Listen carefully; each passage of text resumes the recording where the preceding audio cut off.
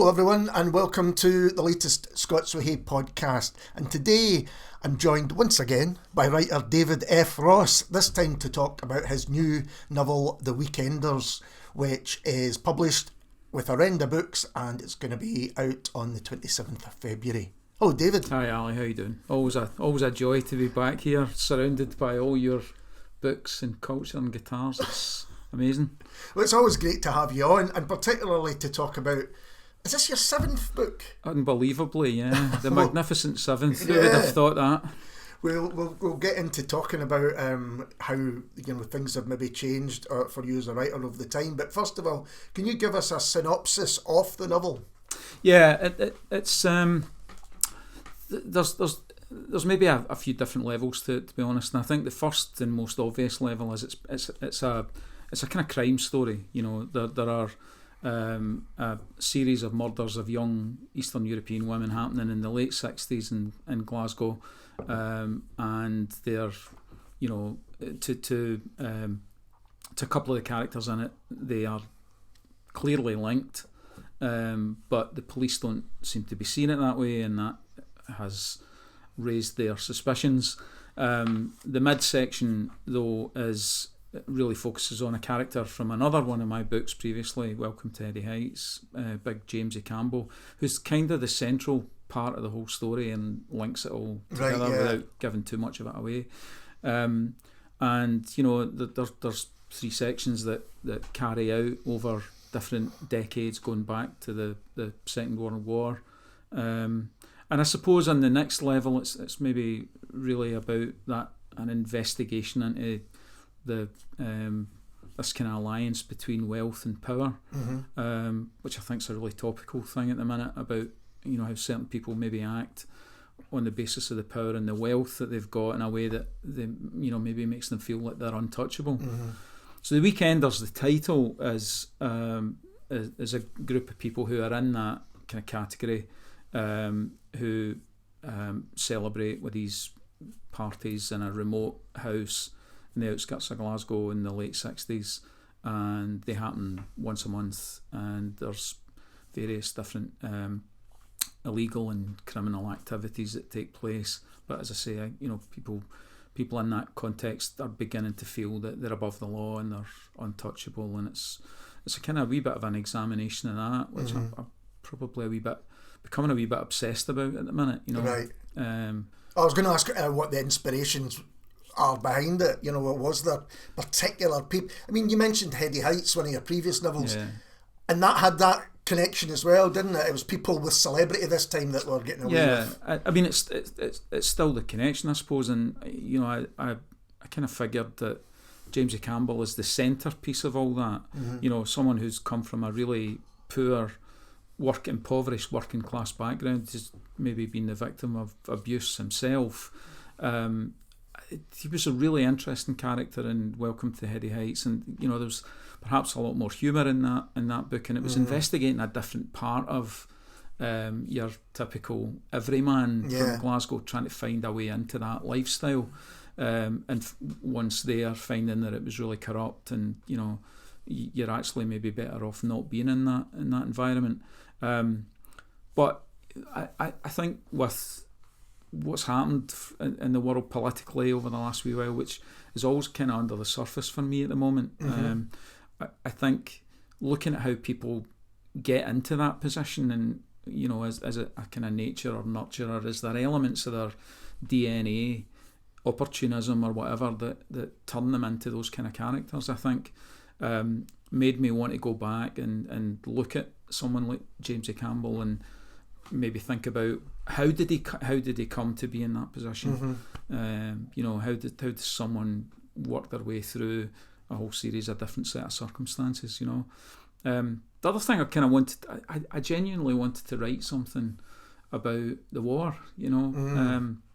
And initially the idea was about the First World War, and you know, and I was kind of looking at that and thinking, it's easy to find the humanity in stories about the war, and you know, it's obviously easy to sort of rail against the futility of it all, but I started to think it's a wee bit cliched, and it's difficult to, you know, So it started to bring these two ideas together about someone who's actually been through war but sees what happened in it as an opportunity to take advantage of those sets of circumstances, and finding that in a war context, potentially the rules of how people live normally and respect each other to him basically kind of go out the window. So it's almost like he's bringing what that meant to him back to push the boundaries of daily life.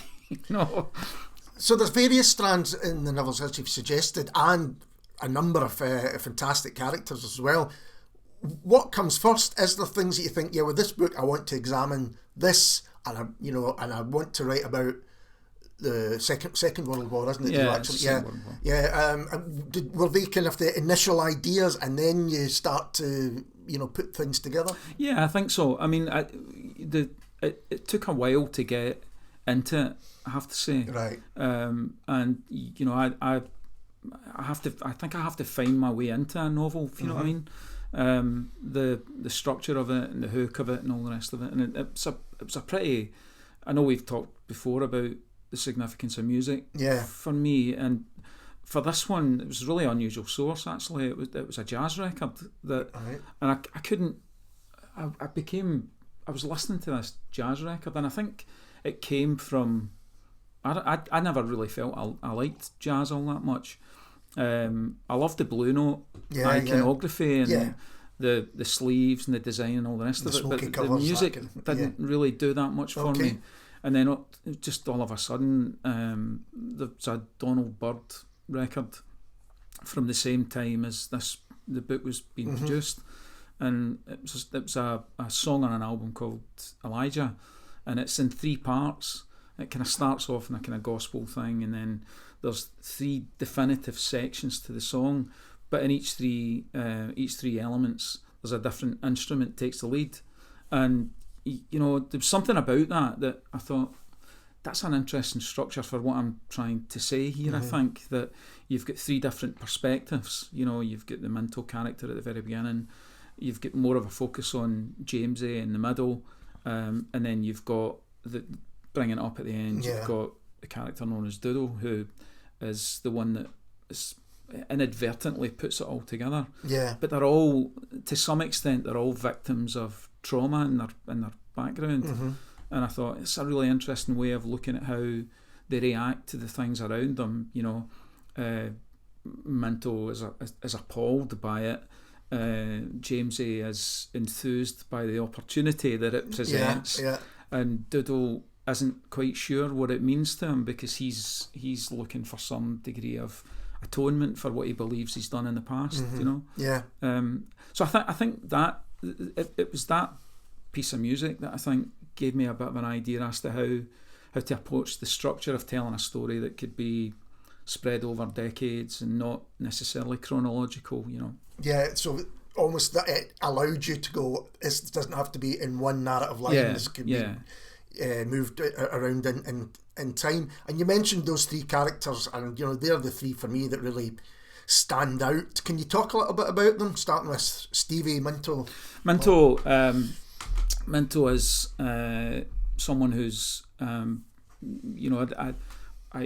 like the footballing analogy, because I think again it's something I've returned to with Danny Garvey previously, but this time that idea about a young guy who can come out of a working class background and all of a sudden and still retain those roots of going to drink in the local pubs, but is idolised by people who that's kind of their main thing, football. So that whole kind of, and I get it as a slight cliche, but basically has the world at his feet literally, and then all of a sudden that's taken away and he's having to look for something else, and there's misery in that broken relationship, and he's quite, not being able to admit it, but I think quite a sensitive kind of soul, and gets involved in the investigation of this murder, unusually because he's been given a job as a sports reporter, mainly because of his access, and he kind of,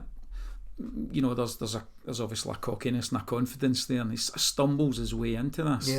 but is stunned at the fact that there's certain obvious things about what this murder seems to represent that nobody seems to care about, you know, whether it's the people who should be reporting it or the police, and that seems unusual, you know. And it kind of brings them in. It kind of brings them into contact, sort of indirectly at first, with Big Jamesy Campbell, who's connected to all these different people that are circulating around the edge of the story, you know, whether it's police, judiciary, the sporting environment, and it becomes clear later on in the book that that's all the people who would circulate around this idea of the weekenders, you know. Yeah. Funnily enough, I was talking to someone about the play Satire of the Three Estates, and then I was reading the book and I was thinking, there's the Three Estates, you know, the kind of powerful people that we should all be able to trust. But it turns out we often can't. We can't, aye. And I mean, you've mentioned Jamesy a few times. Did you want to? Was that a character you thought, I've got unfinished business here? Yeah, I think so, and more. You know, there's a future thing there with him. It's a kind of story arc, I suppose. But I'm sort of horribly fascinated by that kind of Trumpian idea of opportunism for opportunism's sake. You know, with people who, you know, are out for everything that they can take in and they can get, that with no real sense of empathy for other people or morals or whatever. But you know, you don't get into that position of power without having some degree of magnetism or charisma, you know. And Trump's kind of proven that at the minute. So I think a lot of these, you know, the ideas, there was elements of that in Dashboard Elvis as well. It's really a reaction to, I think, what's happening today, but I find it more interesting maybe to set that ideal at a time before, you know, the current circumstances were there, you know. And it's probably that thing you just mentioned there that I think, you know, I think people are constantly now questioning what is the truth of anything now. But back at that point, you took everything for granted that you heard on the news or that you read in the newspaper. Nobody ever had any mechanism to question that, you know.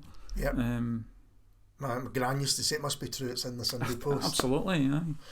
And we've got Doodle as well, this character who, you know, is maybe the most unlikely of heroes, but is an important role there. Yeah, and I think, you know, to some extent, of all three, probably the most traumatised of all of them, you know, because of circumstances and background. And again, you know, there's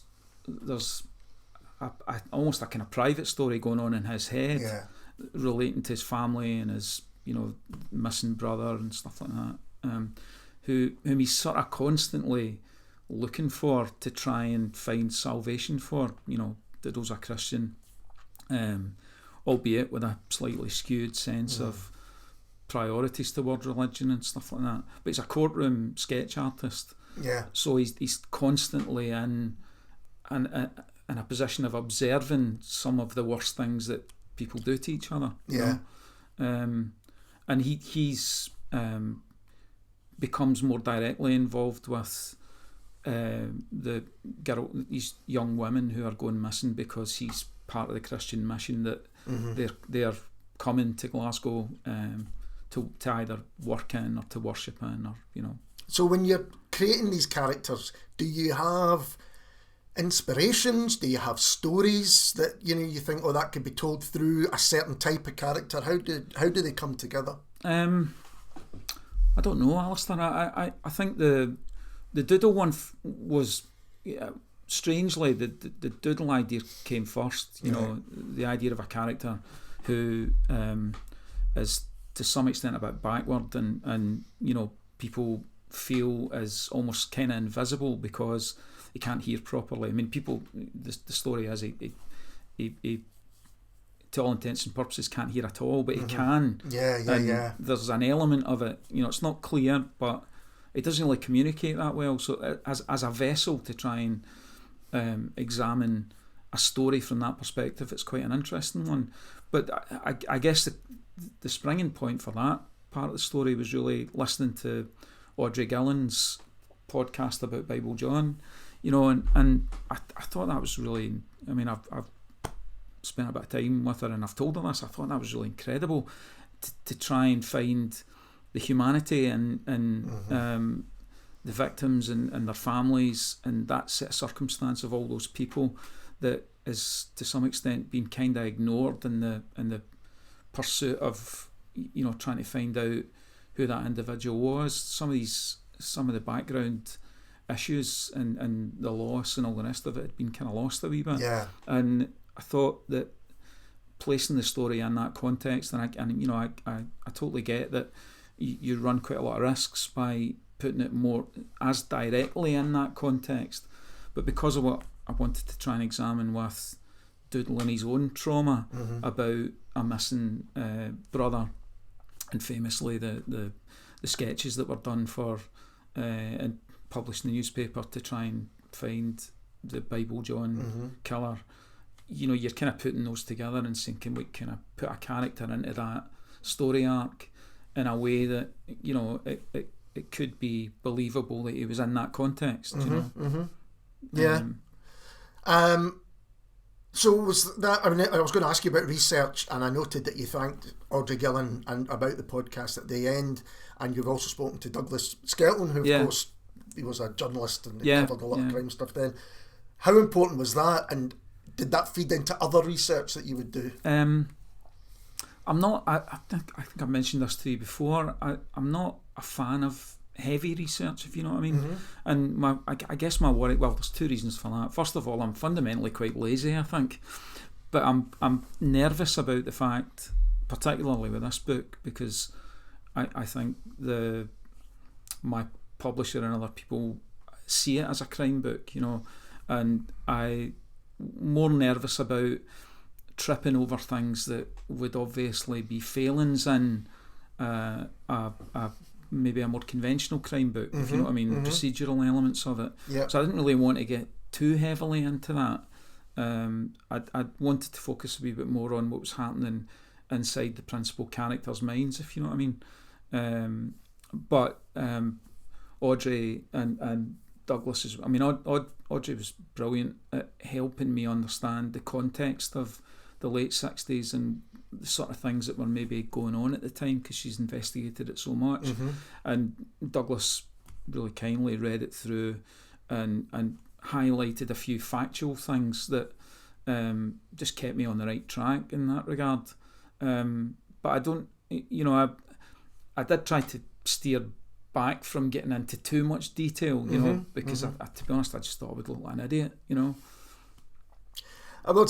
I wondered why you wanted to set it, but you maybe answered this, set it in that place and time, so Glasgow in the 60s, mostly, as you say, there's bits in Italy, but why did you want to return there? Probably quite, I think there's a number of reasons for that, I probably, like maybe a lot of people my age, kind of fascinated by the 60s and the arc of development between the beginning of it and the end of it, all around the world, not just in America and the UK, And as you say, everywhere, but Glasgow, it was striking. The physical changes. A real maybe every generation feels like the changes that they see are rapid and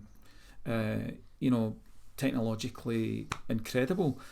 But I think a lot of people still go back to the 60s because it seems like, first of all, it seems like they lasted for about 20 years. There's so many things packed into that time. Yet culturally and the way we live and the way we communicate and the advances and all of these things seem to be astronomical in that time. Yet also you're becoming aware of real failings in society, whether it's to do with civil rights or human rights or elements of that shift and change, progression of feminism and women's equality and all the rest. All of it happening in that kind of environment is really magnetic to me. On a personal level, though, I was born in the 60s in the East End, and my dad and his brother and their family and all the rest of it all lived in this environment, within a square mile of most of these events. And maybe one regret I've got is I never really got a chance to talk to him about that before he died. Okay. My mum died when I was quite young, and we moved away, and other people now research their family tree, and they've got a lot of things that I feel that I don't have about my family background, and I think going back to this, even in a fictional manner, kind of psychologically allowed me to try and imagine my parents and their extended family and all the rest of it being in the environment that all this was happening in, and thinking about what their attitudes to that might have been. So Welcome to the Heady Heights is very definitely got elements of stories that my dad did mention, or the names of the characters in the book. I'll tell you a funny story about that in a minute, which just happened in the last week. But the names of the characters in the book are all names of characters of people he worked beside. And Archie Blunt, who makes a brief appearance in this again. Archie, the central character, is someone who worked in transportation, lost his job, So it was kind of, Welcome to Heady Heights was really a book that I had written hoping that my dad would like it, even though he died before the writing started. So really for him, But just to go back to that, earlier on this week, Tom Brogan? Yes. Tom... I had him on the show. Tom had a chat with me about 2 weeks ago with this, and we were talking about similar things, and I'd said to him, I'm kind of left with half-remembered legends and stories that, I can't, to some extent, get to the bottom of the truth. And a lot of them made their way into Welcome to Heady Heights. So I was talking about one of the characters there, Jimmy Roundtree, who was a friend of my dad's. Right. And Jimmy worked in the railway, and he played the guitar, and the Barnabas Club, which is again related to one of the stories in the book. And I remember my dad and someone else, they used to talk about, Jimmy Roundtree, if only Sinatra, came into the Barnabas and saw how great Jimmy was, he'd be on his way to Las Vegas, And my memory of Jimmy is that he had like typical, working class Glaswegian from there. His hair was receding. He had no teeth. He'd half a beard. And just the idea that this was going to be. So I told Tom this story, and only about 3 or 4 nights ago, actually, sent me a message. He works with a support group for people with dementia, and he's been supporting this woman in Victoria. Right. His second name was Roundtree, right? Uh-huh. And he came back and he said, I can put this together, and found out that was the Jimmy Roundtree you're talking about, third wife. Right, wow. And I'm like, man, that's unbelievable. Because and from the description you gave him, we had 3 wives as well, so there must have been something about him. So Jimmy died, he was 89, died in 2020, and I've got, the reason that it was of interest to me obviously is I've got nothing of my dad's life almost prior to my mum dying. The odd photograph from their wedding, but that's it, and I'm starting to think, I'd love to meet this woman, and maybe somewhere in the background there's a photograph of my dad and 5 or 6 others whose names I stole for characters in Welcome to the Heady Heights. So even that initial idea of trying to reconnect with bits of my family's past in that environment has kind of paid off, I suppose, in that context.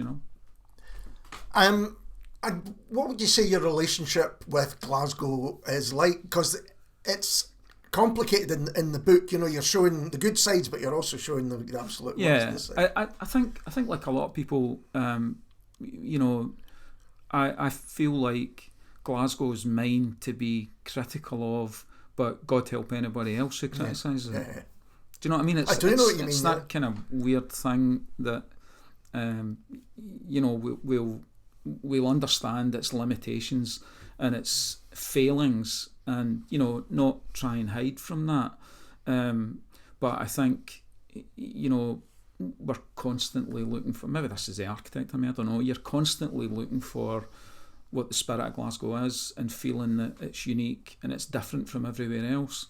And I do, kind of a bit of an optimist in that front. I do think there's periods of renaissance about Glasgow, whether it's to do with culture or the arts or its built environment or whatever, and we're just in a wee bit of a dip at the minute. But I think there will be another resurgence. It needs. I think it needs a big idea. Right. Maybe a wee bit like the Garden Festival was a big idea, and prior to that, you remember that people felt it was, what's the point in putting a garden in Glasgow? You walk through a garden and someone's going to stab you. And then after that, and when people saw what it did for the city and how it made them feel, and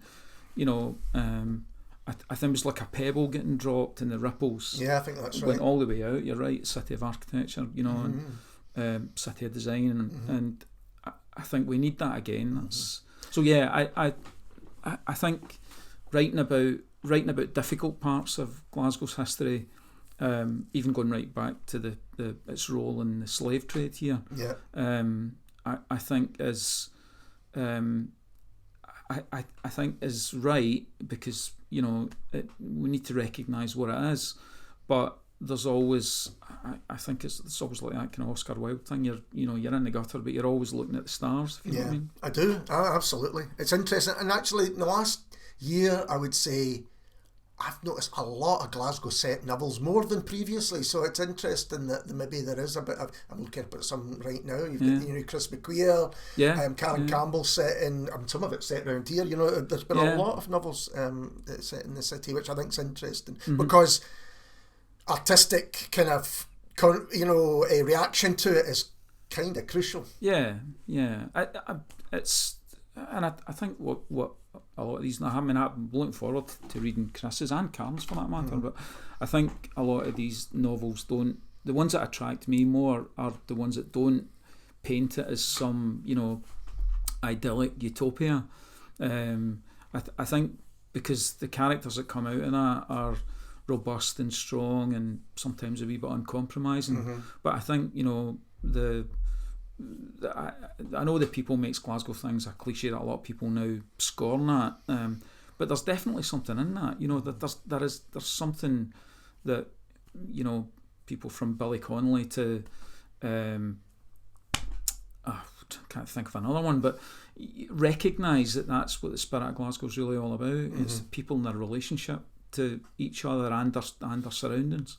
Do you have a favourite Glasgow novel or novels? Do you have ones that you think do get that right?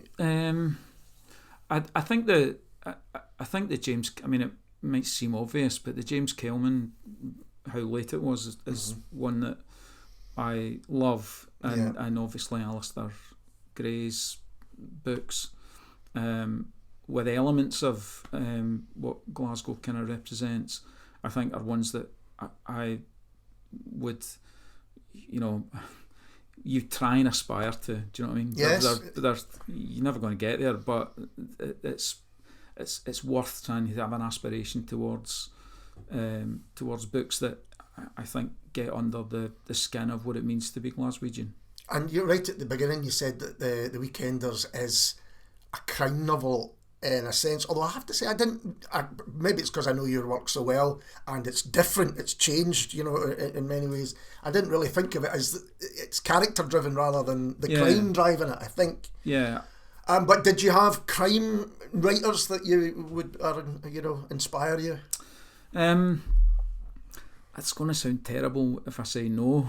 No, it's not. That's fair enough. I mean, I love James Ellroy's books, but I've not been that drawn to crime previously, and I don't know why. It's not. I genuinely don't know why.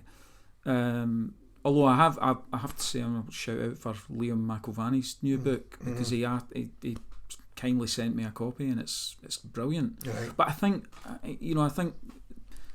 there's it's a crime book, because he's a crime writer, but it doesn't feel like a crime book to me, if you know what I mean. Yeah. It's very definitely about human failings and human trauma and how you respond to that, you know, and I that's probably what I look more for in a novel. And I'm certain that, you know, within crime books there'll be a lot of that, and it's probably a genre that's maybe developed, and you know, it's definitely developed. I mean, I was speaking to the debut writers shortlisted for the bloody Scotland Prize this year, and also for the main prize as well, and the books couldn't have been more different. You know, really. It's a quite for me, because I really got into it about maybe 15 years ago. I went, this isn't what I thought it was going to be at all. There's so many different writers, and you know, there's supernatural, and there's history, and there's science fiction these days. You know, there's lots of things going on. I mean, the things that probably, I mean, I'm looking around the books here, and I see Callum McSorley's book, Squeaky Clean, which I thought was another fantastic. great Glasgow novel. Exactly, and you know, the more I think about it, the more I'm kind of thinking I should be mentioning all these other ones, but that. I love that book, you know, and he's a great writer himself, and you know, I'm kind of interested in that approach to what a novel, you know, a book that's got crime at the centre part of it. Absolutely. I used to go up to the, you know, play football for the Scotland Writers thing at bloody Scotland. But never felt I was ever going to get a gig there at some point. And I used to always think, I'm probably certain that I've got more criminals per page in absolutely in my books than other crime novels. It's just that they all seem to get away with it. That's true. You're on the criminal side. That's the thing. We mentioned then that this is your 7th novel. Do you think you've changed as a writer over that period? Undoubtedly, yeah. I mean, I think I probably didn't really know what I was doing for the first 3. Right. Should say the first 3 are a trilogy, so you can add the same characters. And without that, I would probably have struggled a wee bit, to be honest. And I thought, you know, I'm kind of enjoying this because it's caper orientated, let's say. You know, I don't know how it sounds if say I'm writing things that make me laugh, if you know what I mean. But I was, you know, I thought this is quite interesting and I quite like that. But there's probably a kind of limit to that. And the more I got into it, the more I started to think I'm not that taken with chapter, you know. People do it really well, don't get me wrong, but I wanted to first of all try and investigate, could you restructure books differently, timelines, the chronology, and you know, some stuff that I'd picked up from Paul Auster about how you know, metafiction maybe starts to play a part, and I like that idea that the books kind of exist in that, you know, hinterland between fiction and fact, to the point where, you know, you are posing that question, did this actually happen, or could this have been something that, you know, and I like that idea, and I get, as I mentioned earlier on, I get that there are, you know, pitfalls to that, and you need to be sensitive and have responsibilities towards it all as well, but I think there's another layer of authenticity if they exist, and some of the fictional characters can coexist with things that actually happened, you know. So that almost your process changing as you've written other books? Yeah, definitely. And I think Danny Garvey probably was the first one where I didn't really have a plot structure, if you know what I mean. I had a rough idea of what I wanted the character to do, but it started off being really an investigation of an individual in kind of free fall, you know, someone who on the face of it would look assured and confident and, you know, had a place in the world. And the more you get into that, you kind of realise that the story that he's telling you, because it's a first person thing, the story that he's telling you has to be questioned and isn't that reliable. And it's only the interjections of other people that start to make you think differently about what he's actually telling you. Yeah. So that was the thread of that. And the more the football became a kind of metaphor for that dissent, if you know what I mean. But also, I'm sort of fascinated by the kind of local community, like an Auchinleck or something like that, whose entire investment through difficult times became embodied in the success or failings of the local football team, to the point where that seemed more relevant in a local village junior context than it would have in. It's almost like the team becomes something more, and your ambition and expectation in life to some extent hinges on whether they win, lose, or draw. And it's interesting to compare the small village where everyone kind of knows you and knows your business that you had there, where Danny's not going to really escape that, unless he literally gets out there, to Glasgow, where it's easy to disappear. It's quite. I think that book's quite a claustrophobic book. There's not a lot of characters in it, which was a real shift in emphasis for me. And the mental trauma, again, the kind of human frailty thing. I think something that always attracts me, really. That's certainly in The Weekenders. I would say there's a lot of anger in the book as well. Is that fair to say? And I wondered if that is yours, or is it the characters, or can't you separate the two?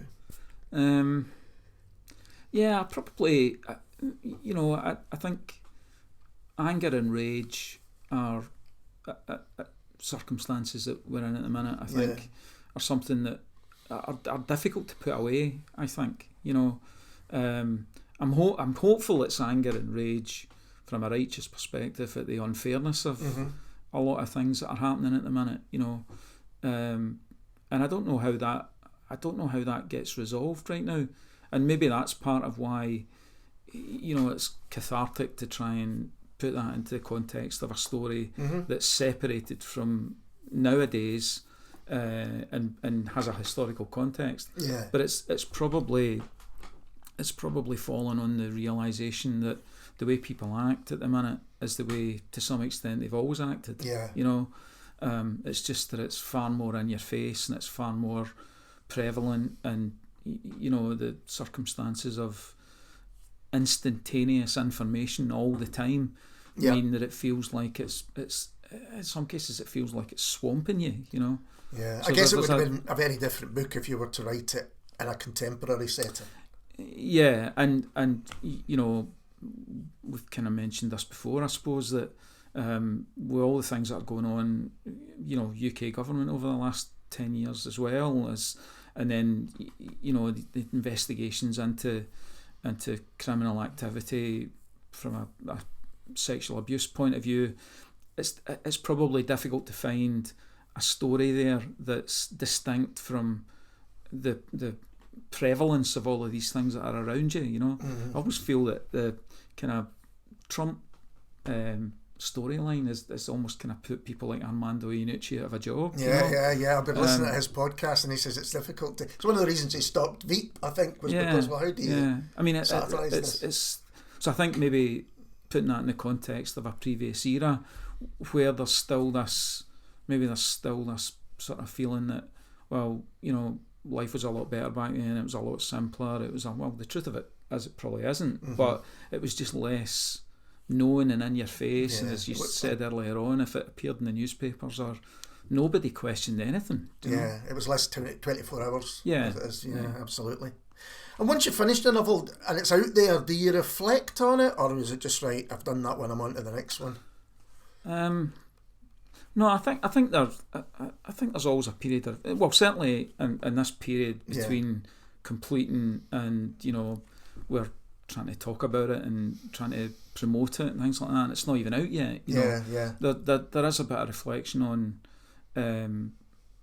what will people think of it, and could I have done maybe something different about it. And I don't think with this one I'm really satisfied with it. I think actually it's difficult to take yourself out of the situation and say, do you think that's good or not? Because to some extent it needs to be other people who determine that. But I'm really proud of it. I think it's done what I wanted it to do at the beginning, and I get that it's it won't be for everybody, it might be quite a difficult read for a lot of people. So, you know, we I was sitting having a coffee with Ian Morrison a couple of weeks ago, and we were sitting talking about, you know, some writing in the margins. You know, you're in the margins here. It's not like these books are ever going to be in Glasgow Airport's front shelf or W.H. Smith's or whatever.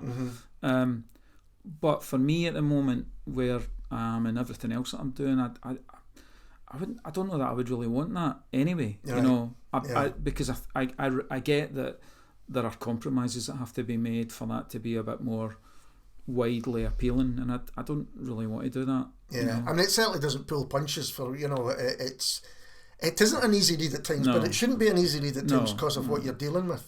Absolutely. Yeah.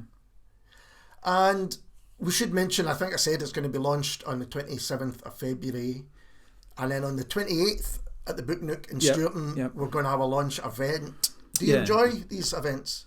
Yeah, I mean, I think at the beginning, when I was doing more of them actually, and doing more of the you know, I think to some extent there is an element of ever decreasing circles with books, and the fascination in the industry with debut writers, and you know, so in the earlier stages, you know, there were a lot more gig events and the Edinburgh Book Festival and stuff like that, and you know, over in Germany and the Cologne thing. All of that was brilliant. I loved that. You know, and I remember saying to someone who asked me, "Is this something that you're interested in?" Or, you know, a lot of people maybe get the idea that writing's quite an introspective thing, and when you're asking people to talk about it, they don't want to do it. But I loved that more than the writing. I mean, I thought if there was a way of developing a factory of writers like Andy Warhol who did all the work, and I just turned up and did stuff like this, that'd be brilliant, you know. So yeah, it's good, and because it's taken a bit of time with this one, I haven't really done it for a while, so kind of looking forward to getting back into talking about it a wee bit.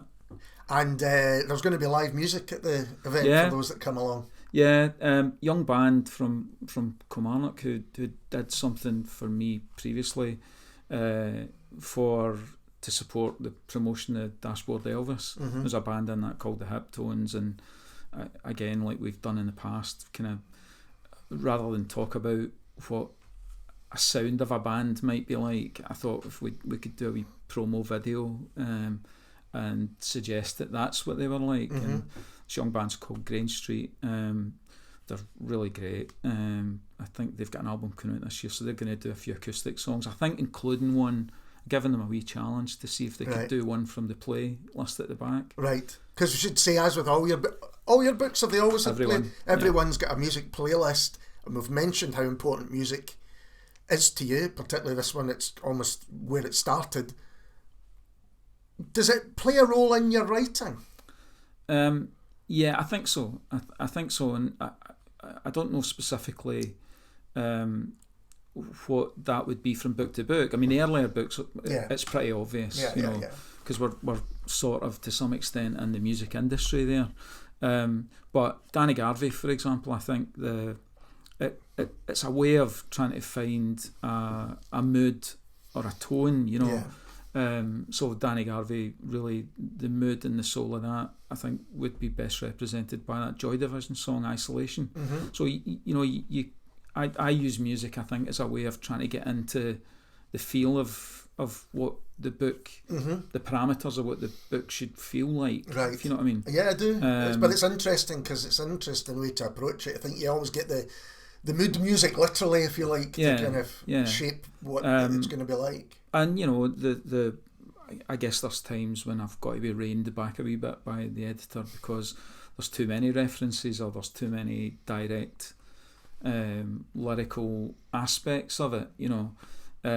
But Stevie Minto in the first part is a record collector, you know. He's obviously a kind of mod from the 60s and sets him apart from other things. So, you know, there are references because he's splitting up with his wife, and that's a painful thing for him for reasons that are explained later in his story. Music keeps finding him in a way that he reads references into some of the things that he's listening to and the things that he likes, you know. And I'm a wee bit like that as well, I have to say, you know. You find meaning in things from a musical point of view that I think help you sort of, I don't mean help you cope, but help you feel your way through certain circumstances in your own life, you know. Absolutely. A song comes to you at the right time. I've had many mixtapes made over the years that have got me through difficult times. But it is true, you know, a certain song suddenly, it really kind of speaks to you. And also, you know, it takes you back. I mean, it's not in this, but, you know, I'd written recently about, you know, again, in the spirit of trying to find out and place myself in the context of a family before my mum died. You know, I don't remember much. I don't remember what her voice was like. I don't really remember all that much at all. But the one thing I do remember is that her and my dad loved music. My dad was a country western fan, right, and my mum kind of liked the beat groups and the Beatles and all the rest of it. And the one record that I remember her having in the house is a Bobby Gentry record, right, Fancy. It's Bobby Gentry's in a red dress in the front cover, you know, and just thinking about that makes me feel emotional and nostalgic, and it takes me right back to a point that I thought I had lost, you know. Yeah. And I think tapping into that sort of thing when you're writing a book where, you know, inevitably your own thoughts about things and your own emotions come out in the characters. So you're asking me earlier on about rage and anger, and that's definitely true from my point of view. But there's also a lot of melancholy in the Stevie Minto story that I can, even though I'm not that age and haven't gone through what he's gone through, I can tap into it because there's an element of my family life that I feel that there's a big hole and I don't know anything about. Right, you know. Yeah. So yeah, I mean, it's in some ways psychologically healing to put the music together with a story and think, like, okay, I've made something creative out of that kind of loss or that feeling of emptiness, if you know what I mean. Yeah, it's so interesting. It's almost like the music is healing and the writing of the novel is greater understanding or something like that. Yeah. Trying to, or investigation into kind of what these feelings are. And do you know what's next for you? Have you got something else on the go, or is it all about the Weekenders at the moment? That's kind of it at the minute. But I did mention to Orenda that there were 3 aspects of this story that I wanted to tell, you know, and they were all centred on the house. So the house at the centre, the remote house at the centre of it, is called Raskin House, and I kind of hinted at certain stories that had happened in that house over the years. Right. It was an idea of trying to initially prompt the notion that because it was built on the slave trade that it was cursed in some way, right, you know, and I quite liked that idea. And but the more I get into that, I thought there's wee vignettes here that are actually that work quite well in the book, and I didn't really want to then go and expand into a bigger novel. But I'm aware of the fact that, you know, my writing in general and this book particularly is quite male centric, you know, so I wanted to write something as a follow-up to this that only had female characters in it, and takes place over maybe 20-30 years later, over a weekend spent in Raskin House when it's become something really different.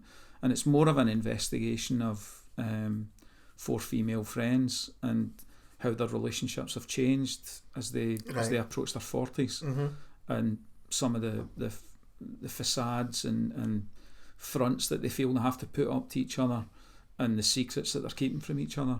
And it's almost like the house is an environment that prompts that to all come out, if you know what I mean. And then the final one is the final arc in James A. Campbell's life as a very old man, either because, you know, something that he's done in the past is about to be expressed as more sort of in the present day, something that he's done in the past is about to be exposed.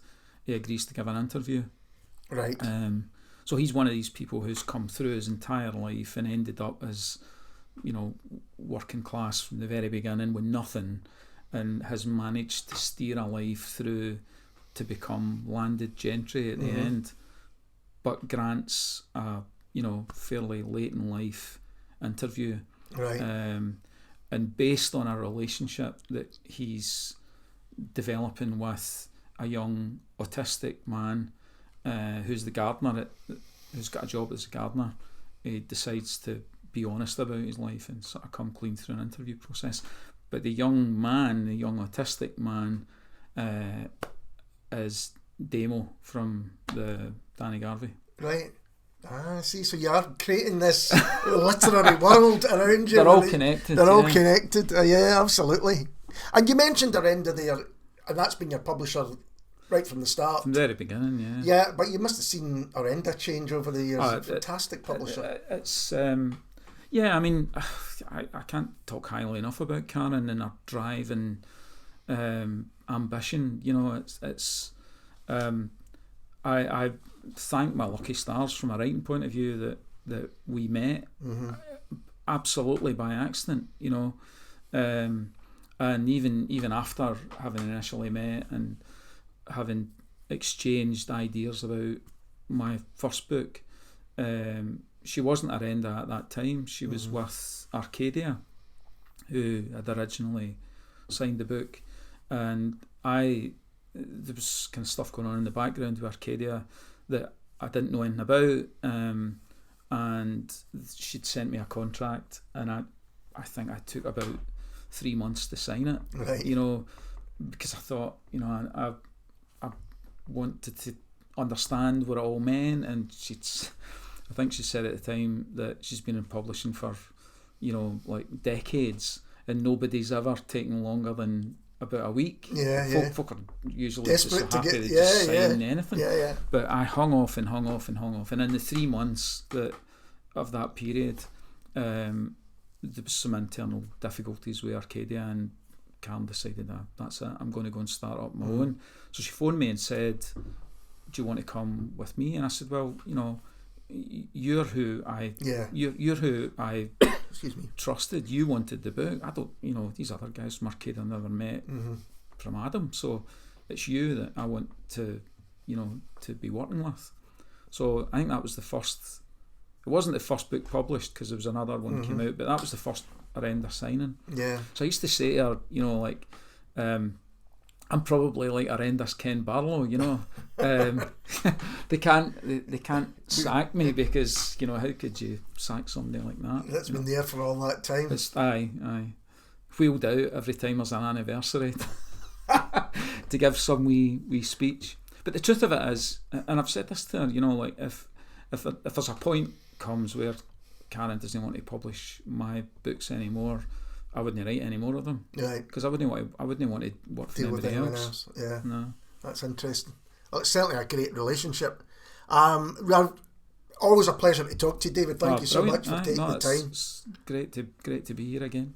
And I'm very much looking forward to the launch as well at Stuarton, the Book Nook in Stuarton. If you can make it along, come and join us. But we'll be back soon with someone completely different. Cheers.